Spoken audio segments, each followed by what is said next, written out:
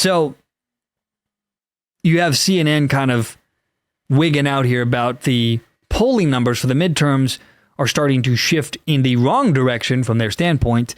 And we'll see what they have to say about this. I have not previewed this, so we're going to experience it together, I think. And then we'll go from there. So let's see what CNN has to say. The race to control the House in the 2026 midterms has taken a turn and possibly brings with it a new warning sign for Democrats. Harry Enten running the numbers on this one and sneaking in at the last minute. I've learned that way around. It was a good maneuver. Thank you. I wish people could see it.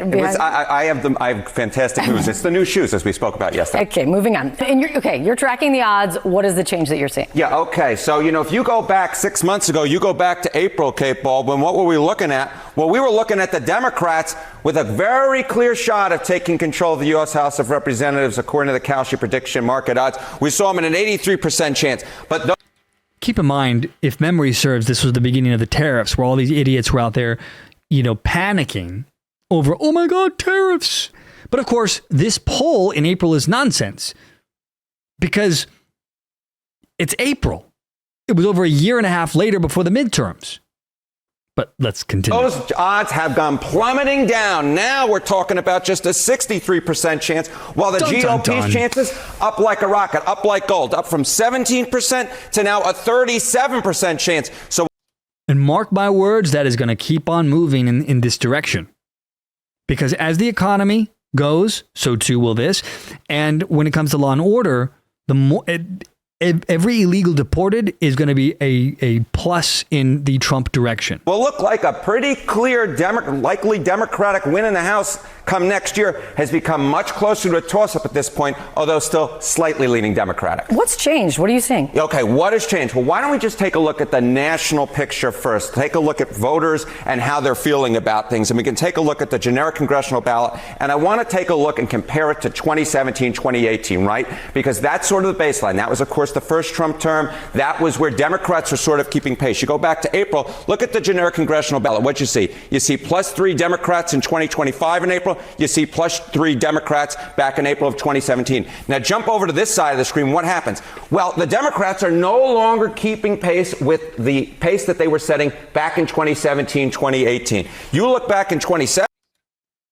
Why do you think that was? Oh, yeah, the Russia collusion hoax. Russia. Attempts to impeach Donald Trump at every turn. This time around, that wasn't going to fly. People saw how corrupt Washington, D.C. really was. They all exposed themselves in the first term. With Trump winning, that whole gambit was destroyed. 17, you saw that the Democrats had leaped up to an 8-point advantage. I remember covering this. I remember a lot of folks, including myself, saying, you know what, Republicans look pretty decent right now in terms of the fact that they had the House, they had the Senate, they had the presidency, but things were likely going to flip. And I was looking for the same signs this year. The bottom line is it hasn't happened, Kate Baldwin. It hasn't happened. Democrats have stayed basically steady. They have fallen off the pace. Well, they stand for nothing. They stand for lunatic radicalism. They stand for violence. I mean, what do you think people are going to say or feel about this?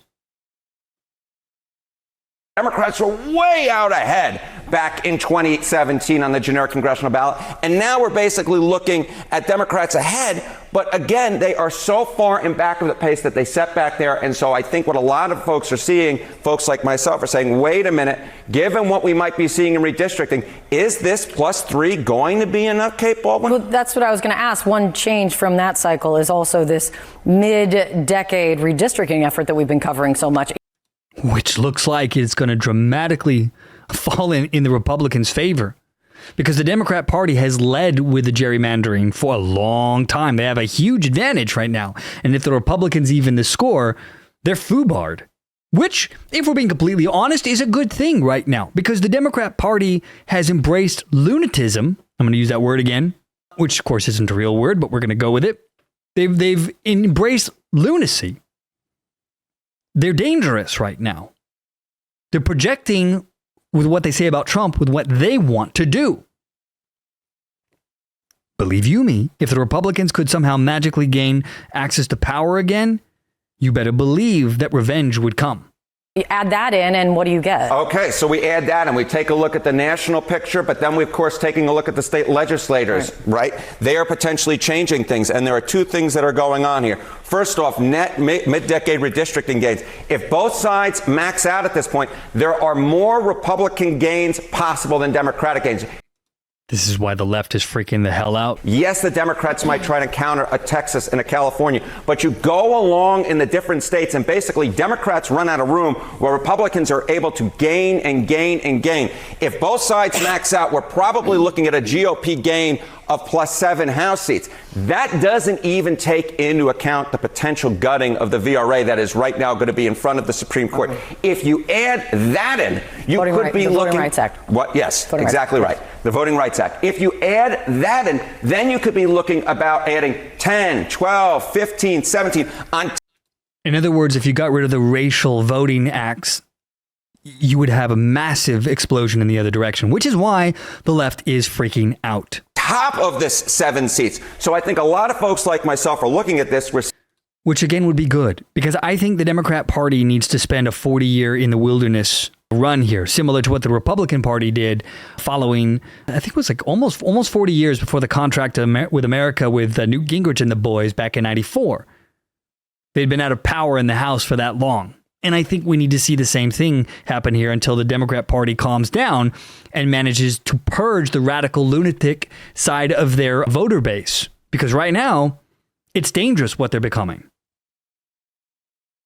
There's a reason why you got the Bernie bros, you got the Mamdanis, you got the AOCs.